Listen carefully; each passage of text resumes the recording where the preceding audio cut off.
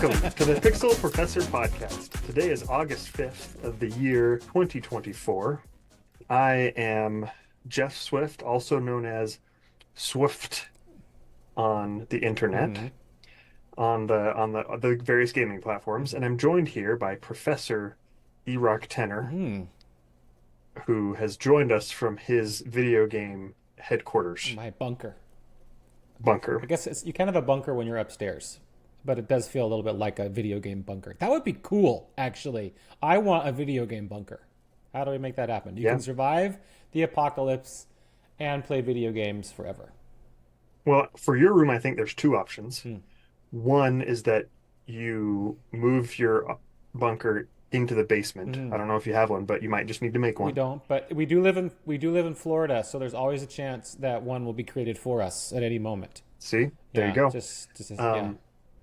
Yeah. I think that's probably the better plan because the other plan is to move a bunch of earth on top of your house so that where you are now becomes a bunker. Well, like I said, that also possible. Florida, the right size sinkhole, and the whole thing becomes a basement, and it's good times. Good times. Good strategy for video games and for bunkers. Yep.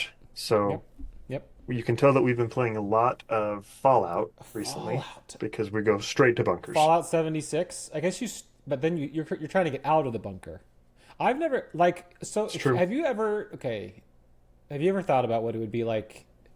Would you want to leave the vault? Is the question I'm trying to ask. If you were in a vault during the apocalypse and you knew there was a wasteland outside, and in the vault it was like just idealistic, like you had everything you needed, would you want to go outside? Would you be like yearning to get out and explore the wasteland, or would you be like, nah, I'm good? It's a good question. That feels like the Matrix. Feels like the Morpheus question. But the vault's real. I mean, it's utopic. Is that a word? Is utopic a word? Utopic? It's kind of like, but it's still real. I mean, none of it's real because it's a video game. I don't know if you know that. But, that's a good point. Yeah. But for our listener, that's, I don't know. Would you go? Would you prefer to be like fed and clothed and everything's safe and it's nice and healthy, or would you have to get out? This is a deep psychological question that has implications. Yeah, it does. Yeah, it does. Do I have any friends in the bunker? I mean, you've grown up with these people your whole life. But they're all I'm sure I broke all of those. I ruined all those relationships a long time ago. Yeah, if they'd known me my whole life, then the answer is no. So yes, I would go out to the bunker. There you go. I'd make friends with a two-headed rat or something like that. They're not two-headed rats. They're and stags and stuff like that. I don't know. I think that's a question for the group. Like, and what does it say about somebody who's like, I'll take comfort over, because it is kind of fake in there. It's not real. And they give you this. It's this Matrix. I'm telling you. Matrix is like actual fake. This is like just kind of idealistically fake. But I guess it's kind of true. So in the Matrix, would you want out of the Matrix? Would you want to get out into that real, horrible, awful place that was real life? Like truth at all costs is the question. For that one I would, because I think there's a point of leaving, which is to fix it. Sure, but what? But if you never knew, fight the power. You never knew. You just went through your life ignorant to the whole thing. I don't know, man. I think we'd like to say. So we're playing Fallout. What else are you playing? You playing anything else? The game that I just keep coming back to is Deep Rock Galactic. You are deep into Deep Rock Galactic. What level are you at? The thing that I like, I don't know. It's not really a level kind of game because you can level up multiple different things. I see. And then there are different challenges you can do. The thing that I like about it is that there's a start and a finish. So if I'm like, I've got half an hour, 45 minutes to play a game, I can do that and not like, if I start up Space Engineers, then it's like the world is my oyster, and it's like I don't have time for oysters. There's no who has time for oysters? Who has time for oysters? But with this, it's like I can start and then I can finish and then cool. And then if I want to do one more than that, but like I know about how much it comes in manageable chunks. Yep. I like to chunk my video games. Who doesn't? Well, I guess lots of people don't. It's been a while since I played that one. I'd have to pull it back out to be reminded of it. I don't think you've ever played this one. Didn't we play? Or is this? Oh, this is Survivor. This is. The I haven't single played it. player. I haven't played it. That's true. Yeah. I'd like to try it. What have you been playing? You still I trucking around Europe? You, uh, that's the relaxing game. Every once in a while, I just pull out Okay. to chill. I haven't played it much in a Mhm. while. Like I go through these moments where it's, especially recently, as I've been just totally wrapped up in the history of video games, listening to every podcast I can find, and anyway, it's just like soaking it up. Like games will come up that I missed that Hmm. were huge and important, and one of those games is BioShock, and has been in the news a lot Hmm. lately. Did you ever play BioShock? Never did. Um, the remastered version on Steam is like less than $5 for BioShock 1 and BioShock 2. And I Oof. had started BioShock 1 a long time ago when I was really not into horror games because there is a horror element to it, even though it's also got a really intriguing story. Kind of Fallout esque, if you will. Or if you won't, doesn't matter because it's Fallout esque. But I got into it deep, and I don't know how far. It's one of those games where it feels like I'm kind of far along in the story, but it could pull a twist. It holds Hmm. up well. Like that game for as like what's particularly fun for me is how there in the remastered version you can actually unlock director's commentary as you go and like watch Oh, videos about different sections of the game as you go along.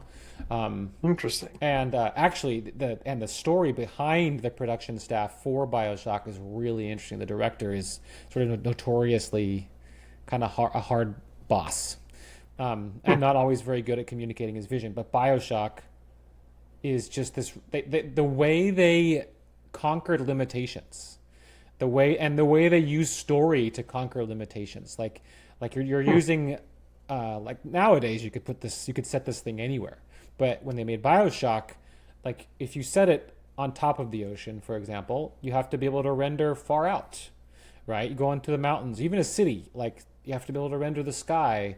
But when you want to make a really in-depth game and yet still have the gameplay be smooth, they set it underwater, at least BioShock 1, so that even when you can look out these tubes into the oceanscape of because it's a city underwater, like bubbles can come up or other effects can come up where the water gets murky and your imagination fills Yeah. in the gap. It feels like you're looking out into the ocean, but they don't have to render very far. Anyway, I just love when Oh, that's people cool. respond to so cleverly to Yeah. limitations. So anyway, BioShock, and then we're still playing Space Engineers. I still play Grounded a little bit. My daughter, my oldest daughter, loves to play Tears of the Kingdom with me, and so Hmm. usually in the evening we take like an hour, and she's way ahead from me. I never really played it for very long, and so she's coaching me on Tears of the Kingdom. So So you're playing and she's she's helping. frustratingly coaching me. Like, she's like, Dad, why did you do this? Like, obviously do this, this other thing. So yeah. Have you considered not being down? Have you considered making the right choice instead of the one you just did? And so, Hadn't considered that, and I still and won't. I won't. I just won't do it. So anyway, that's what I'm playing. Cool. So, Well, I've got a question for you that is a segue question. ooh, I don't think you're supposed to say it's a segue question. For it to be an effective segue, I think it's just supposed to segue. But okay, go No, ahead. I mean like, would you take a Segway tour around? Yes, without the Okay, things trying to saw my face off and eat me and stuff. But yes, yes, it'd be really cool if it was not that. cool. Okay, Well, here is not a Segway question. got it. You give a group of people Hmm. a candle, a box of matches, and some push pins, and you tell them you need to light this candle and affix it to the wall. Yes. And then you do two different groups. One group you say, we're going to time you, and then when you finish, you'll know your time. Ready, go. Yes. Like we'll tell you your time. The second group, you say, we're going to time you, and the fastest people get $25. Whoa. So, which group would solve the problem the fastest on average? My First of all, how would you solve the problem? I for like the idea of push pins and candles and lighting them and pushing them up against the wall. My first thought is fire hazard, and I don't want to do it at Hmm. all. So, how would I solve like the push pin? Is it long enough to go through the candle? No. I would like take a couple. Do I get one push pin or do I have lots of push pins? Yeah, like two or three. Okay, because in my mind, you'd kind of like put it into the sides of the plastic and then just kind of push them up against the wall. But again, fire hazard. Like push the tops of it Hmm. into the sides so that the needles are pointing towards the Um, wall and push it against the wall. But I don't know how you do that. I none of my solutions would work. I we need Mavin. He's the engineer. Um, we'll have to ask him next yes, time we play yeah, that's a really how he'd do intriguing it. question. My hunch would be that the people without the time limit would be faster just because they wouldn't feel the pressure, and pressure often leads to like mistakes and stuff. Well, And they both have a time, not a time limit, but oh, they're the both being timed. one of them has the incentive to win versus the Yes. one that doesn't have the incentive to win. Well, Yeah. now there's what I've been taught. There's the simple principle that people do as they are incentivized to do, which I've often wanted to challenge. And so I'm trying to decide. I still think that people without the incentive win because they're not trying to like compete, they're just creating solutions. And I think that opens your mind and thoughts to more options. Am I wrong?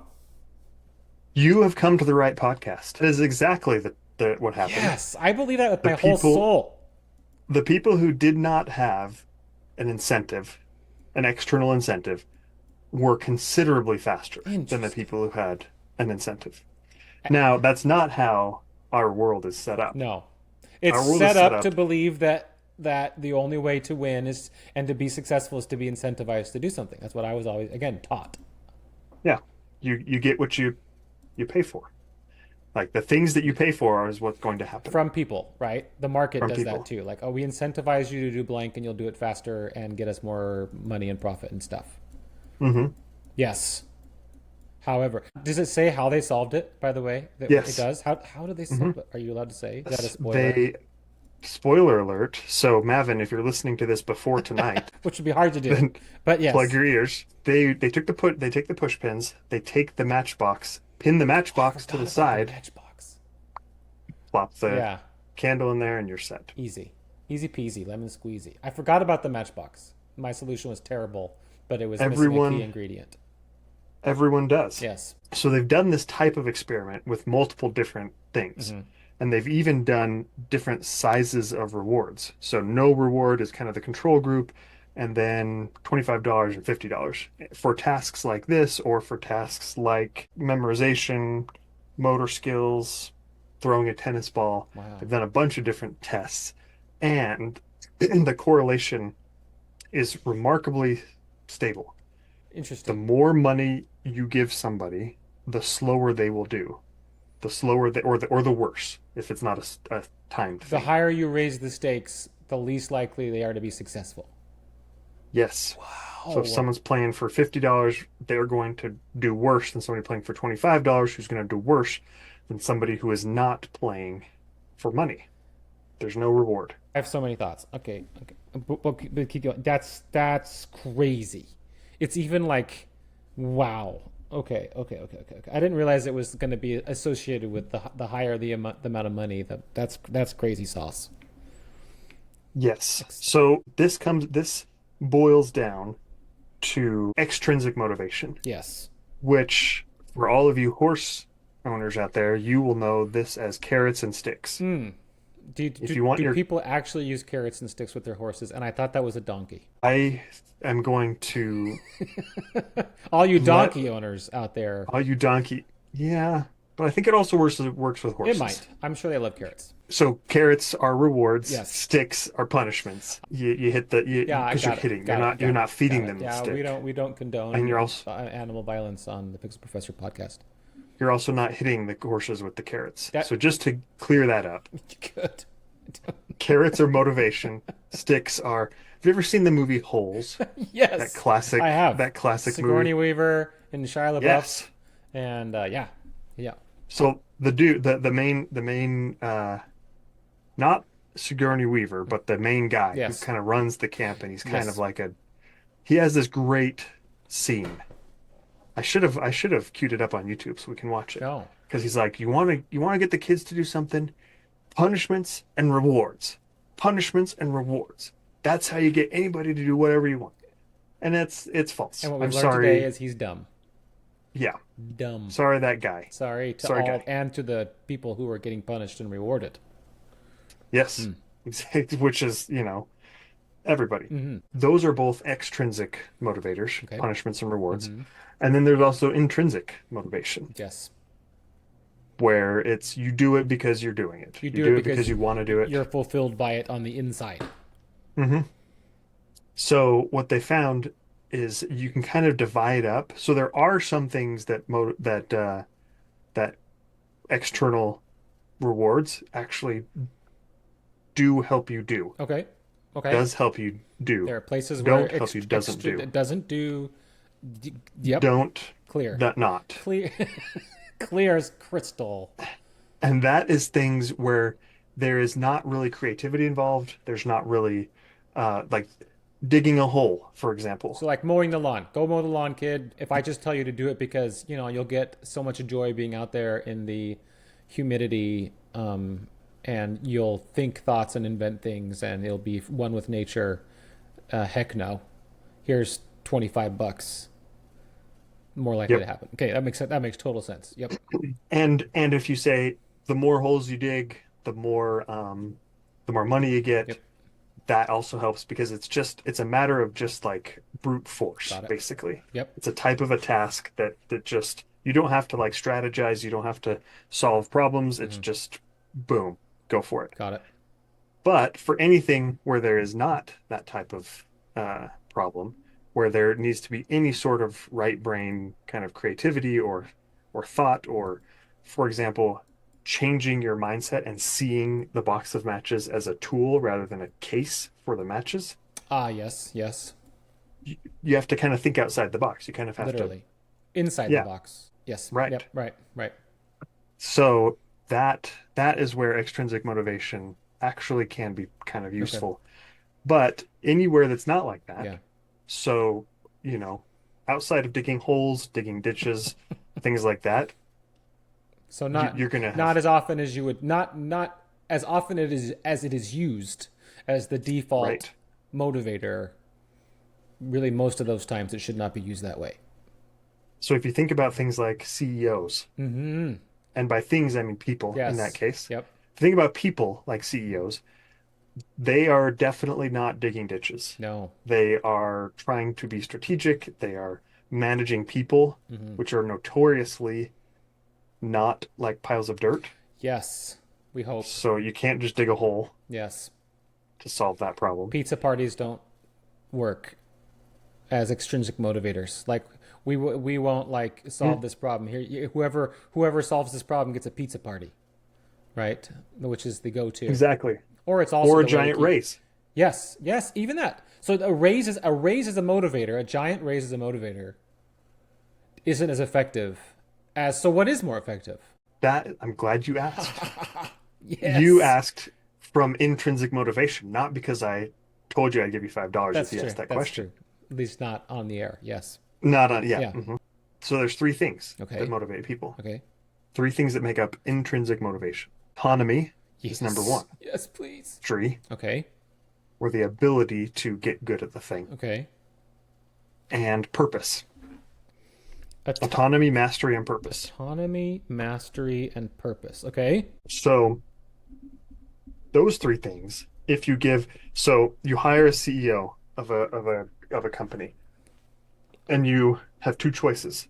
You say at the end of the year, if you've doubled our profits, you get a giant compensation package that includes stock and gold and, Yep. whatever, horses probably, because we're Because talking we're about talking. carrots Yep. and sticks. Horses are a great extrinsic motivator. Yep. Or you say, okay, that's one CEO in this test we're doing.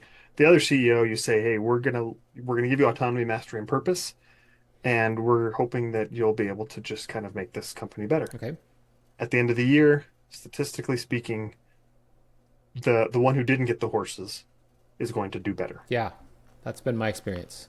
I've I've Yes. I've, Intrinsic. I've never offered anybody who worked for me a horse, and they've done pretty well. Yep, Yeah. Okay. because of the horse Because yep, situation. got it. I think you might be getting caught up on horses, but yeah, you get the general principle. It's me. Yep. It's sure. You're Yep. clearly Yep. the one who's caught up on horses between the Okay. two of us. So how does one give autonomy? Like, how do you give?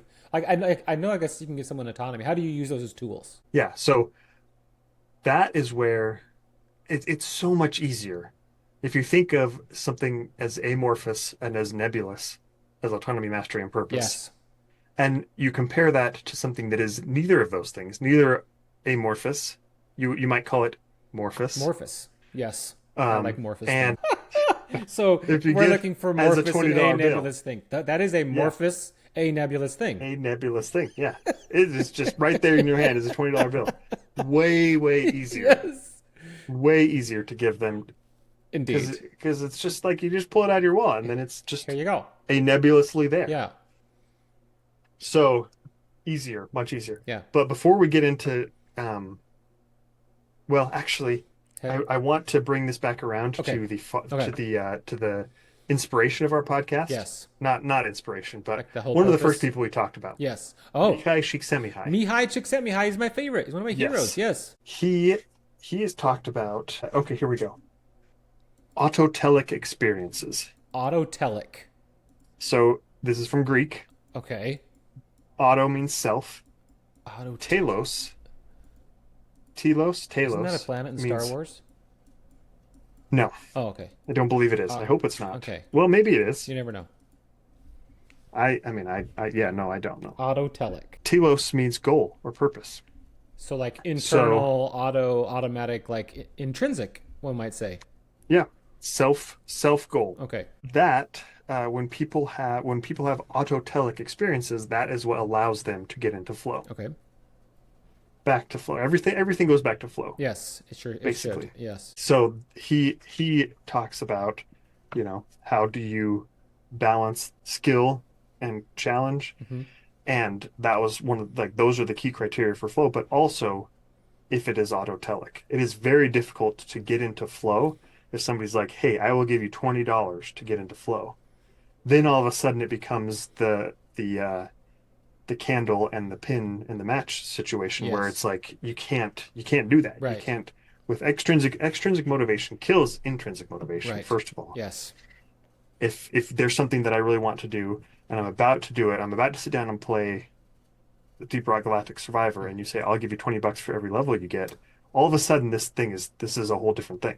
Well, it's It's it's not like me what playing for Mavin fun. said about becoming like a streaming, like a gamer who streams, right? When games become your job, and Yeah, it'd be interesting to have this conversation with him as someone who needs to hit a certain extrinsic goal in terms yep, of paying bills with games.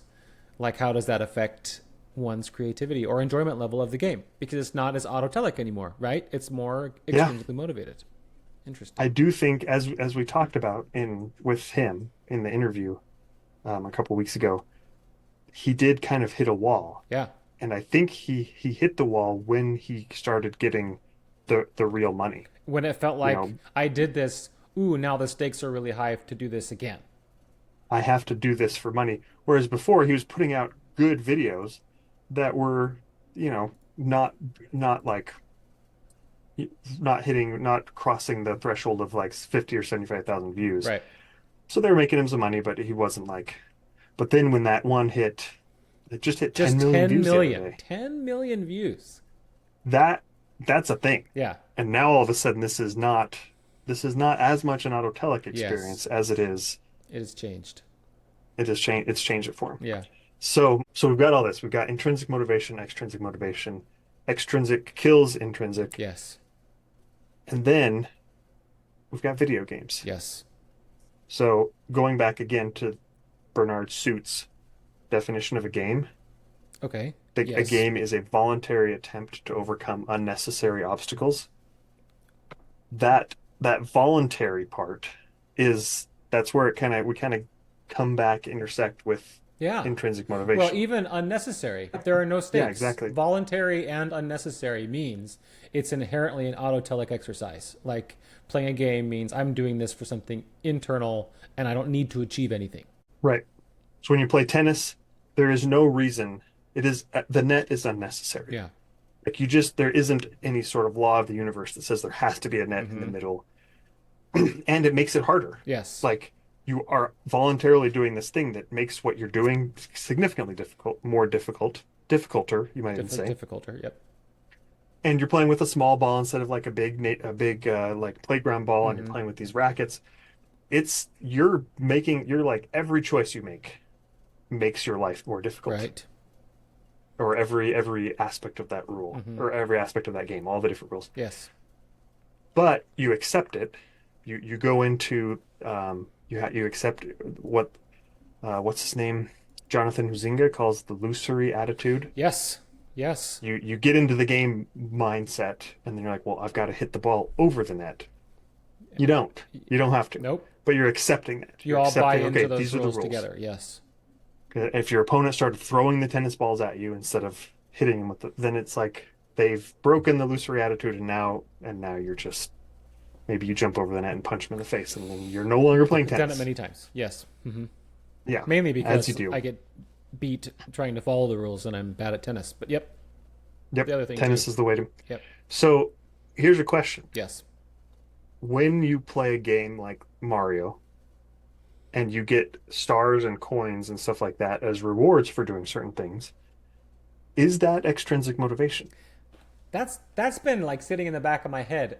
That's a good question. I guess it all depends on our perception. It depends on what we think we're going to use those rewards for, right? Like I Hmm. feel like if I'm Hmm. just collecting those rewards to increase my chances of being more successful at an autotelic thing, doesn't that just feed, like it raises my ability a little bit? So like every time you get 100 coins in Mario Super Mario Brothers, you get an extra life, right? And an extra life, I know every time, and I'm still trying. I've never beat that game, and I'm actually working on like a Hmm. little video of me trying to beat games I had never beat before. And so pulling out, using my old Nintendo over here and trying to Hmm. beat Super Mario 1, I need to get a certain number of extra lives to feel like I have a better shot when I get closer and closer to level 8 and doing the whole thing at the end.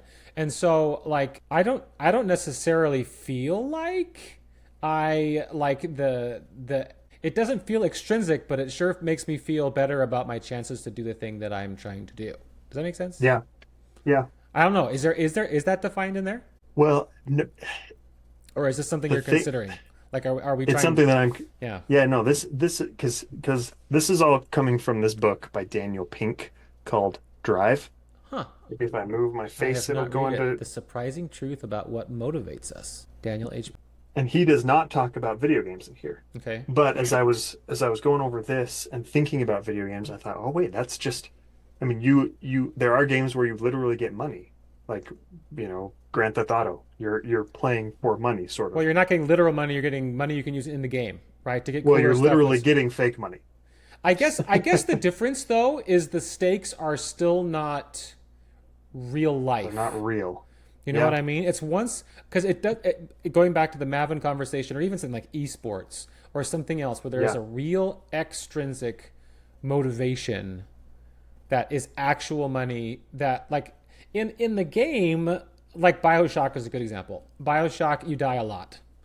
At least I die a lot, and maybe that's a challenge some people can do. They can play BioShock without dying, like a survival version of that. I cannot. If you that so like, and you need tools and like you use money in the game to buy upgrades and stuff like that.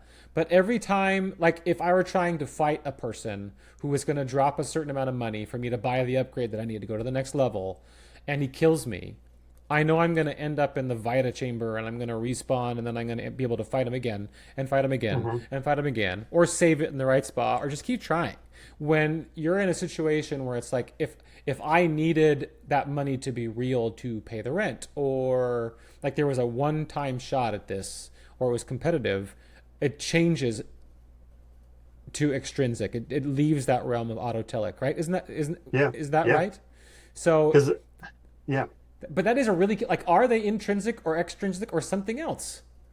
Or does it, Well, is let's it, go back to tennis. yes, You get 15 tennis points, you do, which is still 15 weird to tennis me. bucks. 15, Yeah, 15, 30, 40 yeah. advantage. That's the math there is Who just did, that's amazing. weird. It's kind of like Shroot Bucks in the office. You get 15 Shroot Bucks every time you score a point in tennis. That's a good analogy. And then you win the next point, and then you get up to 30, and then all of a sudden you got deuce, and so you're earning things, Mm. but that's more it's more of a marker than a reward, I would say. Okay, yes, but you need You're the you're points to be tracking the score. successful. You need the points to be successful, but it's less of a I think the difference is that I think what you said was really insightful, that it doesn't leave the game. Well, I think what's interesting about this question that we're asking is I wonder if those two labels are insufficient. I wonder if actually answering this question is super important for a lot of things. Because the first thing that came to my mind when we're talking about these autotelic ideas, and the fact that the more we raise the stakes, actually the least likely we are to be successful, is how much of the motivation do we give a kid to go to school, for example. Like Mm. school starting, and here I saw a poster that a teacher could hang on their wall that said, like, go to college, because, like, if you don't go to college, here's your average salary. If you go to Hmm. 2 years, this, a 4 year college, this, grad school, this. Though it was funny because this poor teacher who was about to hang this on the wall, I was like, isn't it funny that all those salaries apply to everything but being a teacher? To the point where the teacher was like, I don't think I can hang this up anymore. Right? Because, like, yeah, teachers go to school for 6 years, 10 years, whatever else, and they're on the second tier. Like, they might as well have gone to school for 2 years, which is a sad reflection, and someone should really, I almost swore, do something about that. Is the intrinsic motivation enough for a kid to go to school? Go because you're going to get smarter, because you're Yeah, gonna learn things that are interesting to you. First of all, what kid thinks going to school is going to be those two, like, is going to actually lead them to be able to learn things that they want? There are some, but that number there are is a some. lot smaller. Video Yeah. games have figured out how to do a middle thing. Like, it's a motivator, but there aren't really any stakes. So you're actually learning how to do things to be more successful at the game that you're intrinsically motivated to play because it's fun, right? And fun is the word that we haven't used yet, but I think is crucial to games. One of the ways that I try to use that as a teacher is give as many ungraded opportunities to learn as possible. Like, how Mm. often in school do we say, you've learned this thing, now it's time to give you the test, and the stakes are high, and kids do Yeah. poorly, and you just give them a grade? Like, I try to give them, and if they do poorly at a test, I give them as many times as they need to retake it, do it again. And most students I know, except for a few, take me up on that. I don't care when they learn it; they just need to learn it, right? But our education system is designed with the whole carrot and stick thing in mind. Yes. Yep. Socialization, and even the reward is 100% extrinsic because they've given up on the intrinsic. And yeah, what is this thing in the middle? What is this thing Yeah. it's intrinsic by definition, probably? What's the difference between XP in a video game and a grade at school? Because they're both Yeah, the same but in the sense that, yeah. I mean, you might as well, when you're playing a video game, why don't you just say you now got A level XP, Yeah. and then now you've translated. So what's the difference between the letter A that is extrinsic motivation in school and kills drive, Mm-hmm. kills intrinsic motivation, and the the XP points in a video game that doesn't kill intrinsic motivation? And I think that you said it. I think it's that XP doesn't translate into the world. So it's by definition intrinsic, It right? stays in this world. Yeah, Yes. in the world and in Be- you. There's yeah. no external stakes. And what's interesting is that you always hear students say, when am I going to use this in my life? Yeah. Right. That to me is an extrinsic reward question, because Mm. you're doing this in order to do something else. And it's like, no, that you don't need. If I wanted to learn Greek because I want to get better at Greek, Like then I don't care if I Duolingo. never. Yeah. Duolingo, which teaches language better than language classes, and even at the Yep. university level, because it's Yep. all gamified and it feels like there's no stakes. Yeah, because I'm learning Greek because I want to be able to speak Greek, Yeah. not because I want to use it in my profession or because of anything like that. If I did want to use it in my profession, then that's extrinsic motivation. And the comparison is, you never hear somebody learning to play tennis that says, "When am I going to use this in my life? I, Like, when am I going to hit a ball over a net in my real life?" Because the answer to that is never. I Like, mean, yeah, you will not unless you play tennis. that's true. Like, I promise you. So when you try to take the thing out of where it is and apply it to something else, Well, like, I'm going to use this for money, I'm going to use this for something else, that's where it moves yes. into extrinsic motivation. Well, and what you're saying there is kind of hard. We've even trained our kids to ask what the extrinsic motivation should be. Like, there's no point to Yes. this unless I'm going to use it.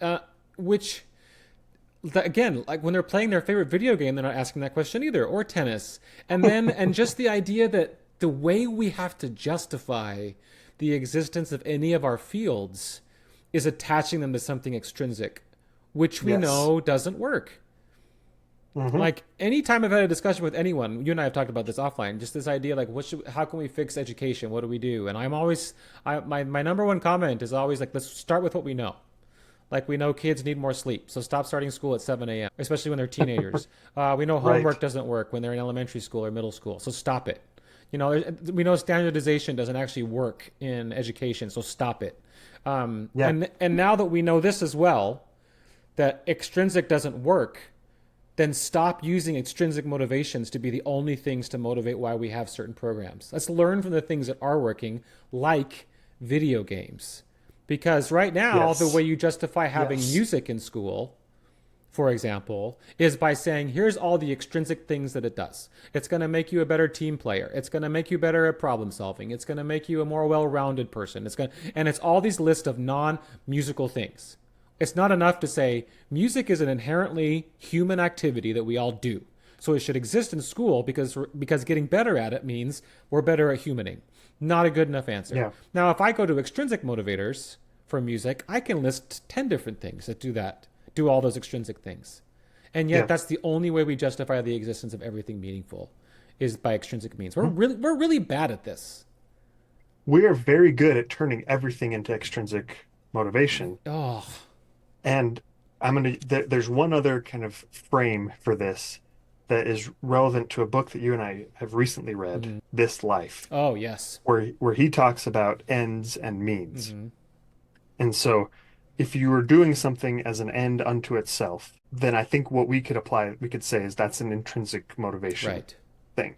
If you're doing things as a means to something else, that is extrinsic. Yes. I am going to work not because I deeply passionately love customer service at Amazon.com, which is not where I work, but this is a hypothetical. Yeah. It's because I don't want to die.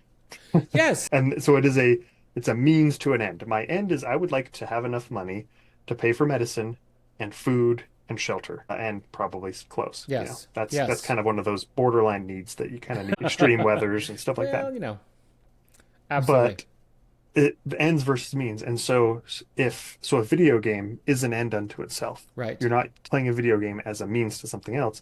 A grade that's a means to an end. Who cares if you get an A in and of itself means nothing to That's not anybody. what I mean, but that's not what we tell kids, huh? Yeah. So Well, ends and means I think are fascinating because yes. what it what it means is that I shouldn't say that because I'm talking about ends and means. What that means is that What it results in.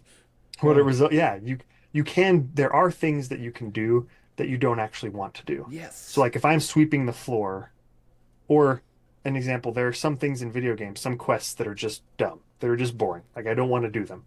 Yeah. But there's a larger purpose inside the game, so then I'll do them. It's okay. It'll bump my But I'm level doing them up. for myself. Like Yeah, it's the not, creator of Witcher 3 called them FedEx quests in open yeah. world games, where it's like, go grab 10 vegetables and bring them to so and so, and then you keep doing those things over and over again. Yeah, absolutely. So if you and I started a video game co-op and we had this building and we did this cool thing and we had all these games, we we would have to sweep the floor at some point. Yeah, Like that's sure. not a fun thing. But we're doing it for as part of Yeah. this larger thing. So motivation doesn't mean take away all the boring stuff and only do the fun stuff. Yeah. Motivation, so that's where the autonomy, mastery, and purpose come in. So I want to hit autonomy really fast. Okay. Autonomy is not the same as independence. This isn't Okay. a like Wild West, like I'm just going to do whatever I want and everyone else can just go to Yep. That place. Florida. It means acting with choice, which means it means acting with choice. Okay. So like, which means we can be both autonomous and happily interdependent with others. So your voice has an impact. You get to actually choose and have your choice be respected and given the ability and support to actually make your choices. You're empowered. You are listened to. Yes. That doesn't mean you get your way all the That's time, right. but Okay. it does mean that you have some autonomy over what your job is. Yes. And there's this great quote. Oh yeah, there it is. We are born to be players, not pawns. Did And I he did think he say that's the that? key. Yes, he did. Okay. We are born Yep. to be players, not pawns. Amen. And that's autonomy in a nutshell. We're playing on a board game. We're playing on a board with other people. Mm, sure. Like we there's interdependence here, Mm-hmm. but we are not somebody else's arms and legs. We Yeah. are not cogs in a machine. We're players, Yes. which again, video games do All the time. so well. And they're getting better at Yes. it every day. Yes. So So that's autonomy. mastery, Yes, mastery. I love this. I love this little math equation. Okay. Control leads to compliance. Autonomy leads to engagement. Okay. Yes. Yes. Like an actual like energized forward moving conversation, not just the perception of this is going the way I want it to go.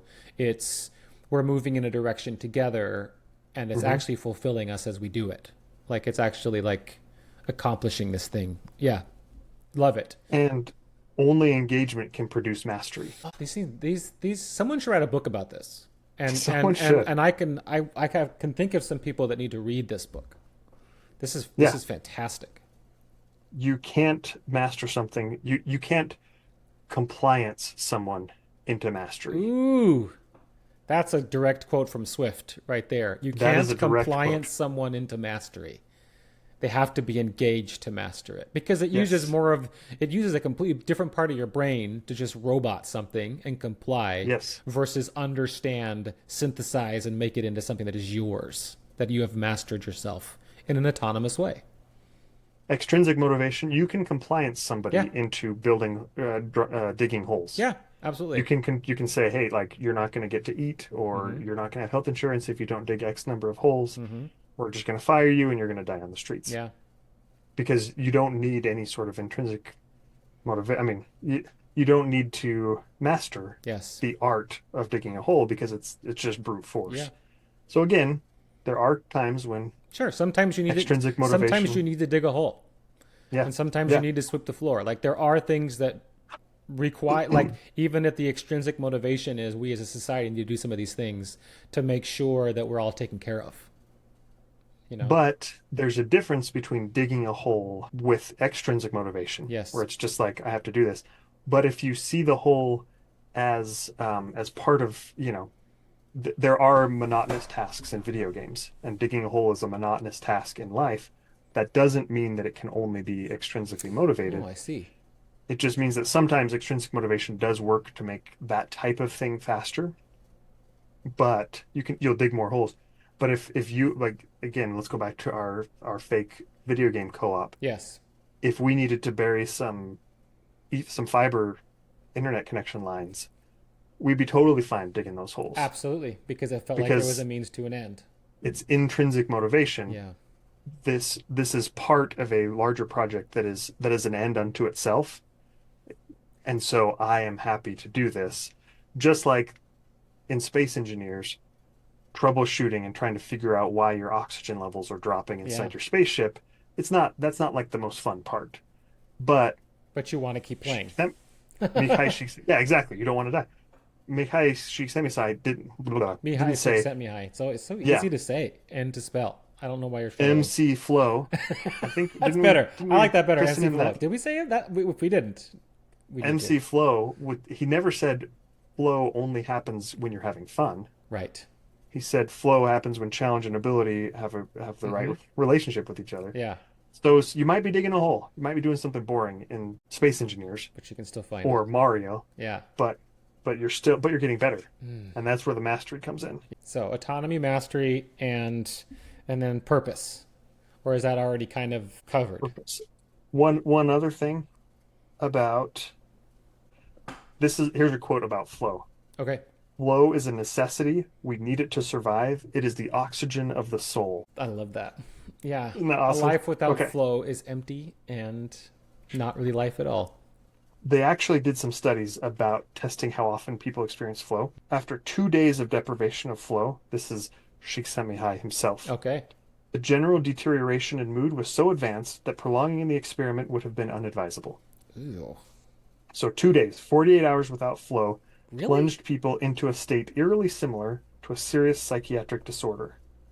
What? The experiment suggests that flow isn't a nicety, it's a necessity. We need it to survive. It is the oxygen of the soul. Wow. I had lots of questions about, but how interesting. I a Play more life video again. games, A man. life without flow is empty. Play more video games. Darn it. So, purpose. Purpose. Yes. Autonomy, mastery, and purpose. Purpose. She sent me high. One cannot lead a life that is truly excellent without feeling that one belongs to something greater and more permanent than oneself. Yes. For me, everything seems to go back to how video games get life better at life than we get at real, like how fake life. Well, it goes back to that book, Reality is like McGonagall's book, right? Reality is Hmm. broken.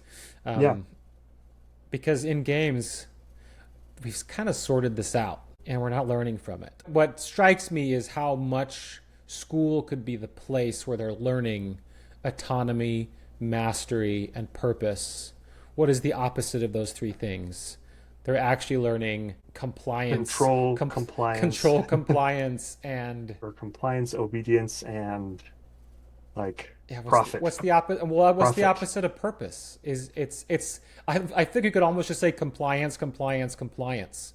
Like compliance is the opposite of all three of those things. Like Yeah. I can get you to mimic life using standardization and grades and trying to motivate you by a salary. And when you think of the percentage of their day is spent focused on compliance, compliance, compliance, is it no wonder that the problems that need to be solved in this world aren't being solved because no one's been trained to solve them. They've just been Right. trained to comply. Like these are high stakes problems. It would be a different thing if all of us were doing these things because we were intrinsically motivated to learn more about each other. It would be a Right. different thing if we were actually trying to like free up time to think about these things, to think about how to solve them. But instead, we're just learning how to first comply to your parents and then comply to your teachers and then comply to your boss and then die. Comply to your Comply to government nature. and then you comply to nature, right? As opposed to like no, let's automate a bunch of this stuff. Let's and a lot of the stuff you're learning in school, it's just the stuff we've passed down. We could automate a lot of that. We already are automating it because it's all standardized anyway. So let's just let that go. Let's take some time to actually learn how to achieve autonomy, mastery, and purpose. I guess part of the issue there that's messy is you can't standardize that. You can't just say, here's how we measure it. So But part of man, oh no no, go. I was just gonna say, but games do that because they're fun. Yeah. Games do that because we want to have fun. And why is there a stigma behind fun and purpose and meaning and feeling those feelings? Because those are ends. Yes. Those are not means to make money. Compliance is easy to measure. You Yeah. did it or you didn't, right? And what's interesting, I think, is when you have autonomy, when you're allowed to pursue mastery and you feel like what you're doing is part of a larger purpose, failure is much less scary. It's much less intense Yeah. because which is a little bit counterintuitive because if you have purpose, then it's like, well, what I'm doing matters. And it does, but it matters because you care about it. It doesn't matter because you will die if you don't do it. Well, and isn't it interesting that to solve these high stakes problems, the best thing to do is remove some of the stakes and to Yeah. like simulate and play and try some things that like don't work and fail and try again. You have to be free enough to pin the box to the wall. Yes. And if we're doing things all based on extrinsic motivation, we will never think outside of those things because it's just like, well, I got to get my raise. I got to hit these benchmarks so that I can get my raise. I've got to get these grades so that I can go to a good college, so that I can get more money, so that I can have health insurance, so that if I get sick, I won't die. Like, if you're able to kind of separate those things out, Yeah. then that frees up your mind to be like, what if I used the matchbox not as a holder for matches? That sure sounds like a game to me. Yeah, Like it turns into a game, right? When you see it as a puzzle to solve in a certain amount of time. It is actually a game versus add the money aspect to it and it loses its sense of game. Man, we like know more than we've ever known. We're more connected than we've ever been. We have More access, technology we than have we've more ever had. technology. We can automate more than we've ever been able to automate between technology and AI and everything else.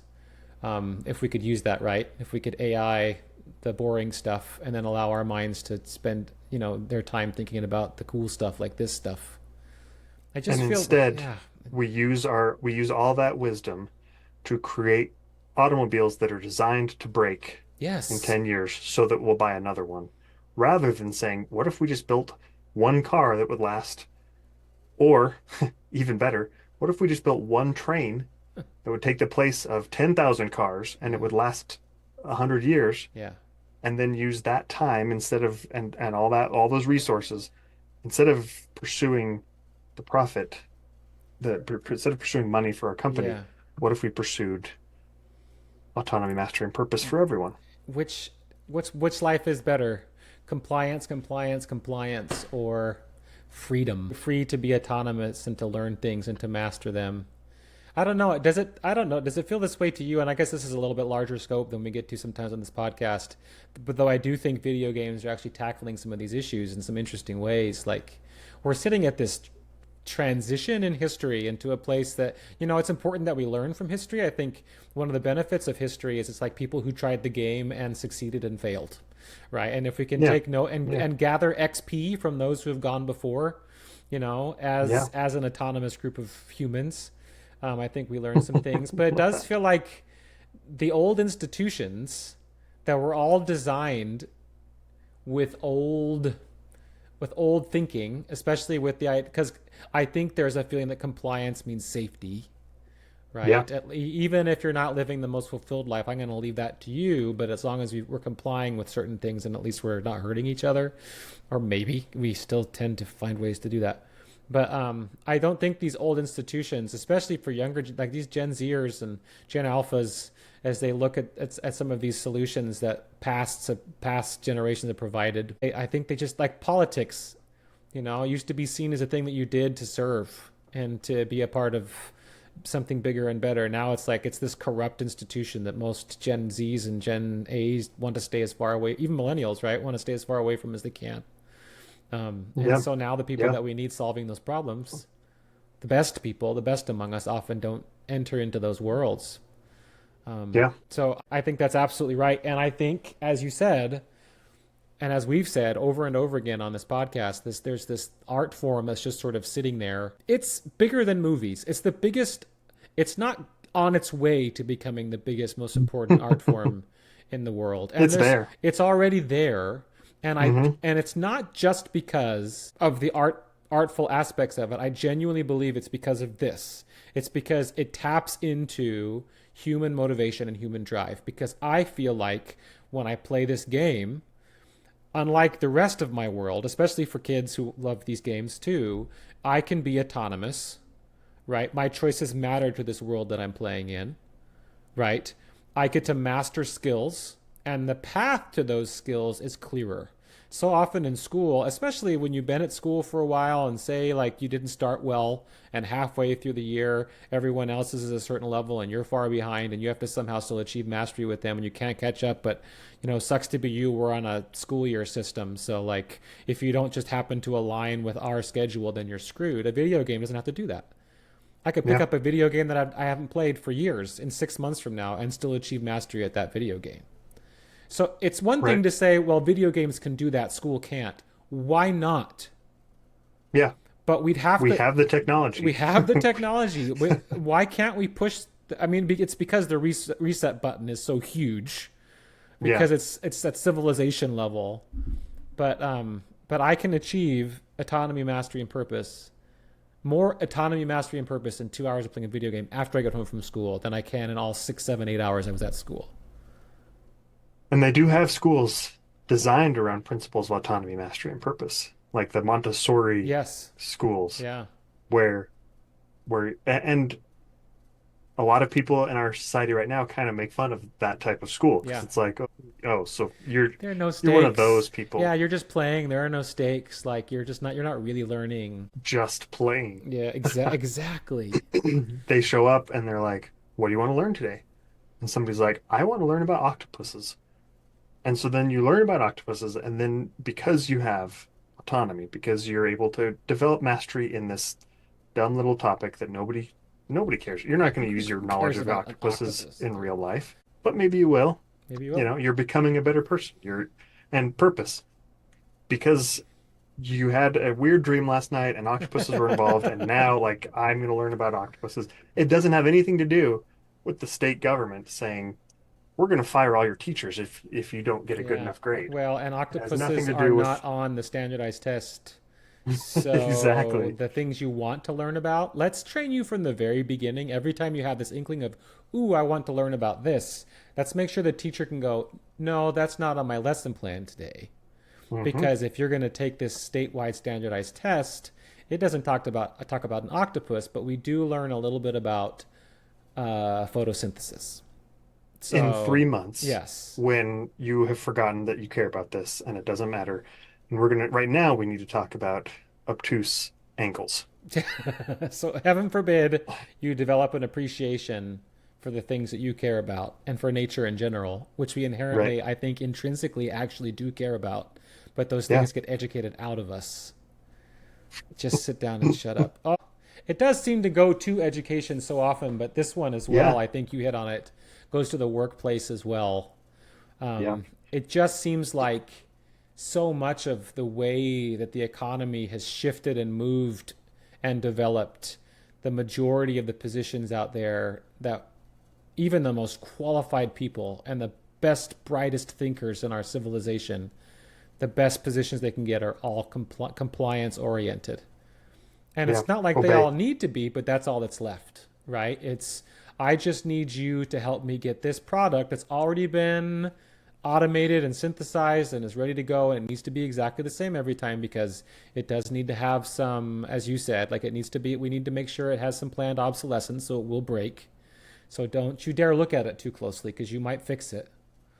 So we have to let this go, and then if you actually try to think above your pay grade, we're going to have to let you go because there's 50 other people in line who just need to work, and I just need Yeah. them to comply as well. So Don't forget that you're doing this so that you don't die. yeah, don't forget if you want to eat, Yeah. you just need to obey. Do what I say, or you will die. So this is a very optimistic episode of the Pixel Professor Yes. podcast, is what this is. We know now what motivates people. And we know that carrots and sticks only work for a very particular kind of task. And those tasks are ones that do not require autonomy, mastery, or purpose, and are very few and far between. That's right. And I think one of the cool things about this concept of drive, of motivation, and intrinsic autonomy, mastery, and purpose is that these are muscles we can exercise while playing video games. And then, you know, ideally we could like overthrow the whole system and rebuild it from the ground up to make it better.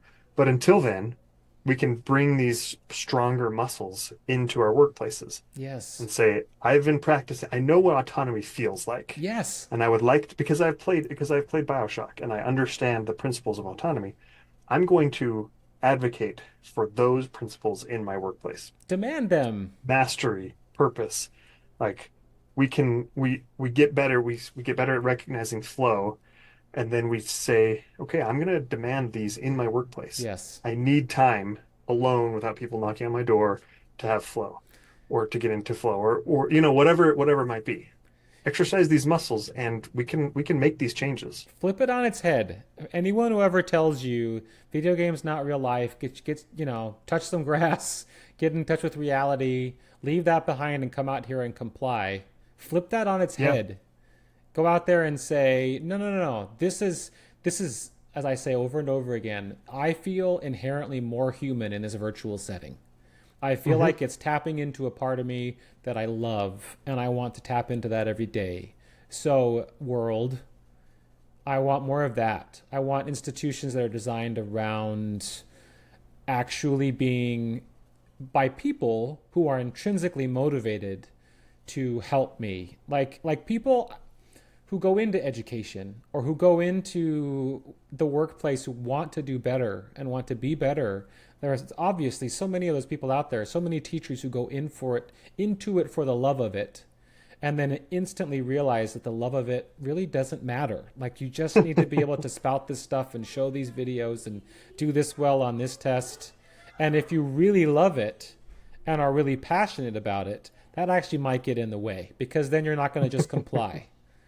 Right. And the administrators, the people I see administrators having the hardest time with, are those who are the most passionate. So anyway, games are figuring some stuff out. I do think games and the gaming industry is so extrinsically motivated by profit that there are games that don't exist yet that could really help us solve some of these problems. And that's maybe where indie games actually are doing certain things, I think. Like, I just learned about the guy who made Stardew Valley all by himself. You know, I feel like and you see the impact that Stardew Valley has had, not just in the gaming world, but on people's psychology. That was one guy who wasn't intrinsically motivated or extrinsically motivated by profit, made a lot of money, and then didn't even know what to do with it, incidentally. Anyway, I think games have an opportunity that they have not fully embraced, but could probably solve a lot of things out there that they haven't solved yet. They've tapped into those in internal human things. Now let's unleash those into the world in a really positive way. And it all starts by playing more games. Play more games. So go play some games. Play some games. And intrinsically, if you don't, then we will hit you with a stick. So there we go. Ruined all video games. Yeah. Game over. If you don't play them intrinsically, then we will make you comply. Because that's let's take video games and do the opposite of what I just said, and just make them more. You know, we'll just make them other opportunities to motivate you extrinsically and not intrinsically. I hate that. And also, I just realized that I did not give the little blurb about what the Pixel Professor podcast is at the beginning of this episode. Then they don't know. They don't know what we're about. And Pixel Professor podcast, where we take an academic deep dive into the cultural and I never remember the second type of phenomenon it is. It's cultural and artistic. An artistic phenomenon that is video games. Yeah. That's cultural and artistic phenomenon. That's what we've been talking about all day. Addressed culture and artistry. Yeah. So next week we're going to be playing some 80s games. We get to continue our journey through. We got out of Atari in the 70s. We're going to the 80s next week, and it's going to be a lot of fun. We're gonna spoilers. We may or may not be introduced to an Italian plumber who's trying to save the world from fire-breathing turtles. You might even say he is motivated intrinsically. He is doing this as an end unto itself. Yeah, because it doesn't really make any other sense otherwise. No, it does not. It really doesn't. Honestly, neither does life. That's true. Or this podcast. All right, well, share this with your friends. Do that with it. Yeah. We are doing this as an end unto itself, and we ask you to share it with your friends as an end unto that action's self. Yep. So said clearly. Yep. We the more likes and thumbs up we get, the more extrinsic motivation we get, which will mean that the quality of this podcast will go down. Wait, hold on. So nobody like it, nobody share it, nobody subscribe, whatever you do. Please unsubscribe if you haven't already. Yes, seriously. So, but yeah, go play some games. Go play some games.